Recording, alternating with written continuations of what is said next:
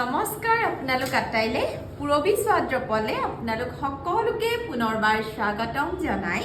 আজি আপোনালোকক দেখুৱাব বিচাৰিছো বিৰাটে ধুনীয়া টছ মুগাত আমাৰ পিওৰ মুগাৰ ফিনিশিঙৰ এজোৰ হেভি মেখেলা চাদৰ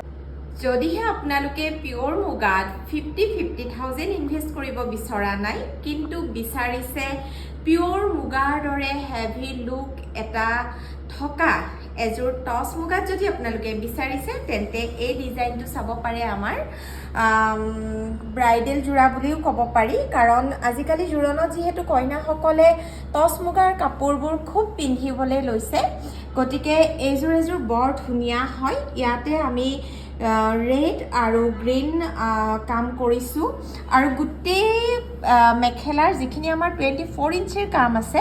সেইখিনি গোটেই গোল্ডেন গুণাৰ কাম আছে আৰু ব্লাউজত 8 ইঞ্চৰ কাম আছে মই চাদৰখনো এতিয়া আপোনালোকক দেখুৱাই দিছোঁ ৰ'ব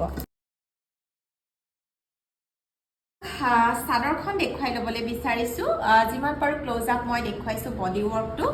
ফুল বডি হেভি গুণাৰ ৱৰ্ক আছে গোটেই বডি ৱৰ্ক আছে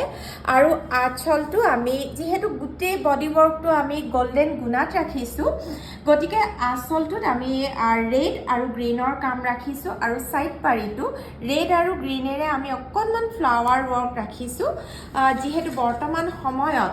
জোৰণৰ কইনাসকলে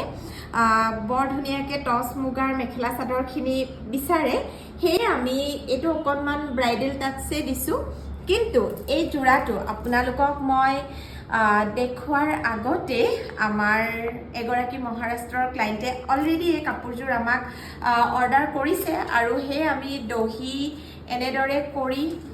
তেওঁক পঠিয়াবৰ বাবে ৰেডি হৈছোঁ যিহেতু তেওঁক পঠিয়াই দিম ভাবিলোঁ এবাৰ ডিজাইনটো আপোনালোকক দেখুৱাওঁ যদি আপোনালোকেও বিচাৰে সেম আপোনালোকক বনাই দিব পাৰিম নহয় দিবা আপোনালোকে যদি এনেকৈ কিবা কাষ্টমাইজ কৰিব বিচাৰে তেতিয়াও কৰিব পাৰিব স্ক্ৰীনত নম্বৰ দিয়া আছে